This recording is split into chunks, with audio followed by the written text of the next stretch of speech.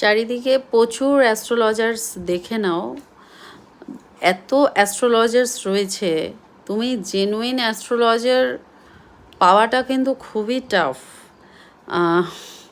সবাই মূল্য নিচ্ছে একটা, কিন্তু মানে মেন্টালি স্যাটিসফাইড করে একটা ক্লায়েন্টের সাথে কথা বলা, সেগুলো তারা করছে না। আমি চারিদিকে নানা রকমের নিজেই ট্রায়াল দিয়ে দেখছি যে তারা টাকা নিচ্ছে প্রচুর, কিন্তু তাকে মিনিমাম একটা কথা শোনা এবং তাকে মিনিমাল ক্ল্যারিফিকেশন দেওয়া, ওই কয়েকটা স্টোন দিয়ে দিলেই হলো না। অ্যাস্ট্রোলজিটা বুঝতে হয়। অ্যাস্ট্রোলজিটা একটা সাইকোলজির মতো ব্যাপার। চার্ট একটা কিছু বলতে চায়, প্রত্যেকের চার্ট একটা কথা বলে, সেই চার্টের সাথে কথা বলতে জানতে হবে। আমি নক্ষত্র, এই নাক্ষত্রিক কানেকশন সব কিছু মেকানিক্যাল না, কিছুটা ইনটিউটিভও। অনেকে আছে যারা চার্টের সাথে কথা বলতে পারে, হ্যাঁ, যারা চার্টের সাথে কথা বলতে পারে, মানে চার্ট তাকে কিছু বলছে এবং সেই চার্টটাকে পড়তে পারছে। সব কিছু ওই গদাধরা নাক্ষত্রিক কানেকশান, এটা ওটা সেটা সব কিছু ঠিক আছে, কিন্তু চার্টের একটা নিজস্ব ভাষা আছে, সেই ভাষাটা সবাই পড়তে পারে না। বেশিরভাগ চারিদিকে বিজনেস হচ্ছে, প্রচুর টাকা নিচ্ছে তারা, কোনো কিছু লিখে টিকে তারা।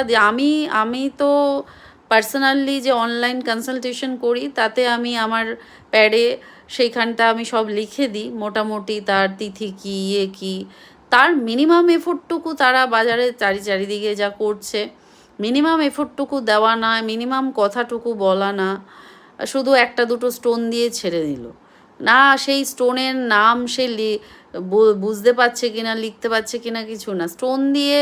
আর বেশিরভাগ মানুষ যারা সাধারণ মানুষ, তার ভাবে একটা স্টোন পড়লেই মনে ঠিক হয়ে যাবে।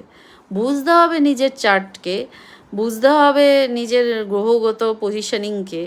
আর সব কিছু স্টোন দিয়ে ঠিক করা যায় না। স্টোন যারা পড়তে পারছে না তাদের লাইফ ঠিক হবে না। তো স্টোন দিয়ে সব কিছু ঠিক করা যাবে না। আগে নিজেকে ব্যাপারগুলো বুঝতে হবে, নিজের চার্টটাকে অ্যাকসেপ্ট করতে হবে যে আমার এই পজিশনিং আছে, সেটা বোঝাবে। মানে যারা অ্যাস্ট্রোলজি করছে, যারা ব্যবসা করছে, এটা কিন্তু একটা নভেল প্রফেশন, এটাও একটা অ্যাডভাইজিং। সেই অ্যাডভাইজিংটা মানুষকে প্রপারলি করা দরকার, যাতে সে একটা দিশা খুঁজে পায়। এবং সেই অ্যাডভাইজিং, কাউন্সিলিং এবং তার সাথে রেমেডি, যেটা সে ঠিক করলে। আর বেশিরভাগটাই কিন্তু কর্ম দিয়ে ঠিক করতে হয়, নিজের কর্ম দিয়ে ঠিক করতে হয়। কোনো একটা স্টোন পড়ে রাতারাতি কিছু হয় না। তুমি যদি নিজে উঠে কাজে না যাও, স্টোন তোমার কিছু করতে পারবে না, এটা কিন্তু মনে রেখো।